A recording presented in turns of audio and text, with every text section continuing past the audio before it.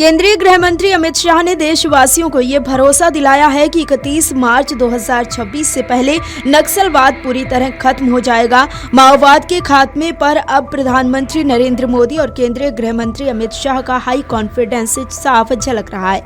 अभी तो डेडलाइन करीब आने में 5 माह बचे हैं, लेकिन अभी से ही नक्सलियों में सरेंडर करने की होड़ मच गई है। माओवादियों की केंद्रीय कमेटी और जोनल कमेटी के सदस्यों के अलावा सीनियर ऑपरेटिव सुरक्षा बलों के समक्ष हथियार डाल रहे हैं। बता दें कि पिछले कई दिनों से सुरक्षा बलों एवं राज्यों के विशेष दस्तों को ऐसे खुफिया इनपुट मिल रहे हैं कि नक्सली भारी तादाद में सरेंडर करने के इच्छुक हैं।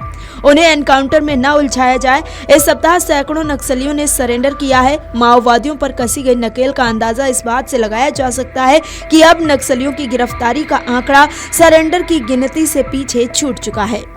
2024 में छत्तीसगढ़ में 2100 नक्सलियों ने सरेंडर किया था। 1785 गिरफ्तार किए गए थे, जो कि 477 को न्यूट्रलाइज किया गया।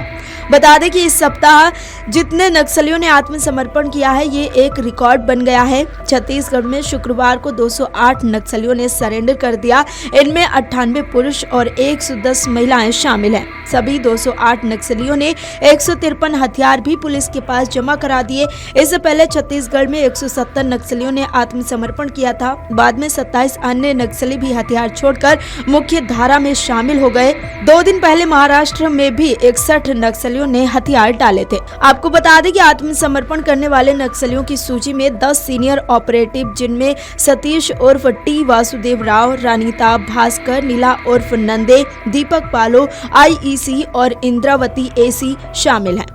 टी वासुदेव राव पर 1 करोड़ का इनाम था। बाकी कई दूसरे माओवादियों पर भी इनाम घोषित किया गया था।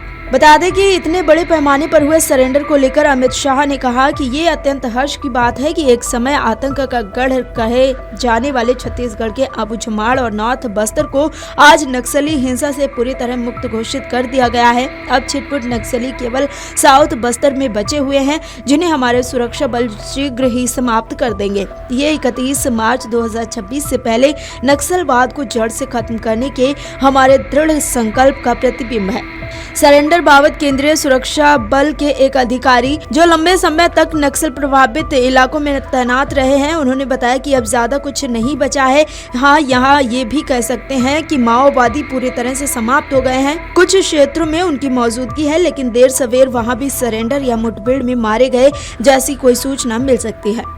वहीं दूसरी तरफ मुख्यमंत्री विष्णुदेव साय ने कहा कि आत्मसमर्पण करने वालों के पुनर्वास के लिए सरकार काम करेगी। देश के इतिहास में ये पहला मौका है जब एक साथ 200 से ज्यादा नक्सलियों ने आत्मसमर्पण किया है। मुख्यमंत्री विष्णुदेव साय ने कहा कि हिंसा का रास्ता छोड़ने वाले नक्सलियों को मुख्यधारा से जोड़ने के लिए नई औद्योगिक नीति के तहत कई प्रोत्साहन भी दिए जाएंगे।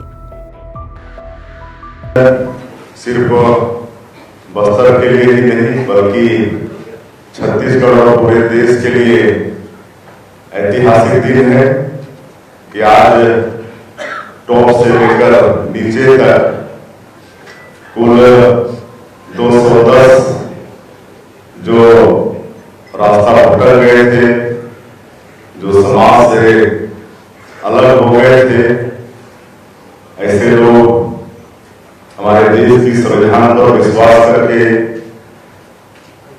गांधी जी की अहिंसा पर विश्वास करके,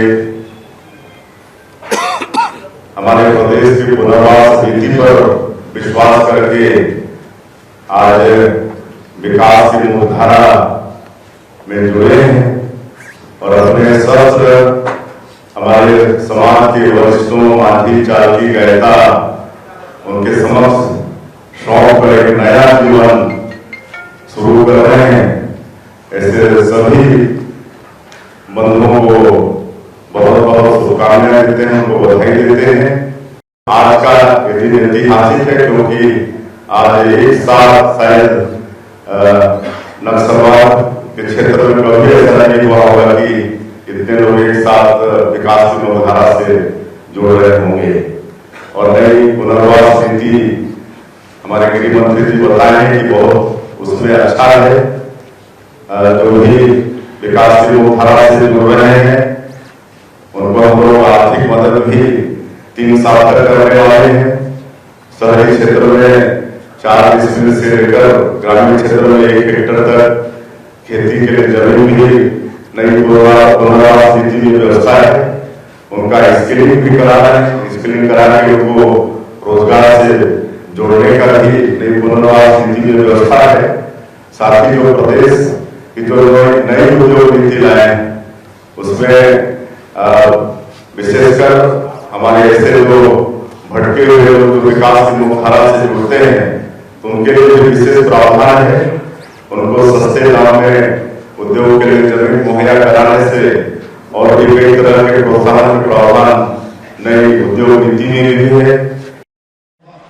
अगर आप ये वीडियो YouTube पर देख रहे हैं तो हमारे चैनल को सब्सक्राइब कर बेल आइकन दबाएं और Facebook पर देख रहे हैं तो हमारे पेज को लाइक करें।